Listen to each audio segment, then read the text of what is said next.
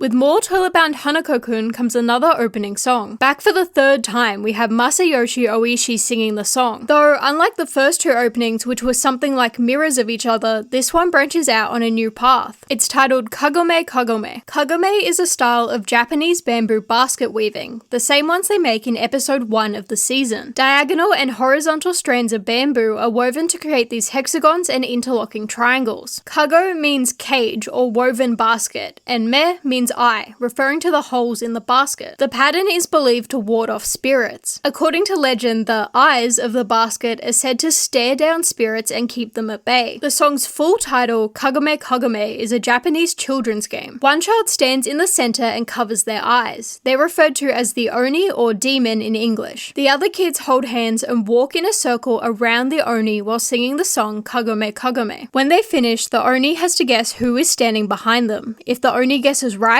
they win and switch places. If they're wrong, they continue to stay in the center. The meaning of the game's chant is widely debated, but each proposed theory is equally as dark. From demons stealing and replacing children, to a pregnant woman being pushed downstairs and losing her baby, to someone wishing they could escape the adult work they were forced into. However, the lyrics of the opening have nothing to do with the game or the basket. Instead of just being normal and writing a song about the current arc of the anime, it is once again full of spoilers, including up to the most recent chapters of the manga. The first verse and chorus will probably be included in this season, while the rest won't be, but also don't take my word on that, I'm just guessing. The translation is taken from INO on YouTube. The first verse of the song starts us off at the end of the number 6 arc, at the blurry boundary where we laughed, cried, and held hands. This is about Akane and Aoi's emotional breakdown / most genuine profession of love yet in the far shore. We continue to them exiting the far shore in the next line, still unable to say what I really want to say, referring to how Aoi was still not able to bring herself to confess to Akane and was ultimately left behind as a sacrifice. Two people unsure even of what's real. Brings us to Hanako and Yashiro talking at the start of the severance. Hanako lied to Yashiro, pretended to want to save Aoi, but ultimately used her as a sacrifice to extend Yashiro's lifespan, and a way of closing the connection between the near and far shores. Just fade away into gossip, how Hanako and every other supernatural disappear from the world, becoming nothing more than mere rumors. Just after this, we can hear Kagome Kagome inside the cage faintly in the background. This is the first line of the chant sung while playing the game Kagome Kagome. The Japanese equivalent of hey is nay, so when it's used repetitively like this, it sounds like Hanako is calling out Yashiro's first name, Nene. His calling is then immediately interrupted by Tsukasa, or the ghost of the past trapped in a cage. The word used for cage here is kago, the same as the kago in Kagome, the basket weaving technique. Why are you acting like you're having fun, criticizing the time Hanako has spent with Yashiro so far? You think you even deserve that? He's a murderer, he shouldn't be allowed peace after what he's done. Then Hanako speaks, so what should I do, just destroy everything? I don't know, please someone tell me. This is directly referring to when Yashiro goes back to the far shore to save Hanako and Aoi. Yashiro tells Hanako she's fine with dying and staying there with him. Tsukasa reminds Hanako that he can save her if he just destroys all the Yorishiros and makes a deal with God. Happy to see you again? That's kind of messed up. I can see this being Hanako happy to see Yashiro again despite planning otherwise, but also Tsukasa joining in on the conversation exactly like he does in the manga. Which brings us to the chorus. God, why do we always pass each other by? With all the tragic things that have occurred throughout his life and afterlife, you could well and truly say Hanako is a child abandoned by God. No matter how much he desires help, he never gets it, even though we were never meant to connect. Ties back into the changing of fate. Maybe if Amane never died, hell, maybe if Tsukasa never made that original deal with the whole God, everyone could have gone on to live a happy life, not needing the intervention of God. The second verse starts with some pretty vague lines. They could be about the 7 mysteries, the apparitions left to decay in the far shore, or what I think it fits best with, the human sacrifices. Remember Katakuri? The guy who was selected as a human sacrifice because they had already taken all the women in his village, who was thrown into the whole God pit and now lives in the depths of the Red House? I'll never have another opportunity to mention this, but I love him and pray for his return, or because that seems unlikely, at least a peaceful death. Anyway, the dark legend with exaggerated details and faint important parts perfectly describes how he ended up sacrificed in the first place. The villagers were more afraid of God's supposed wrath than following the original idea of sacrificing young women,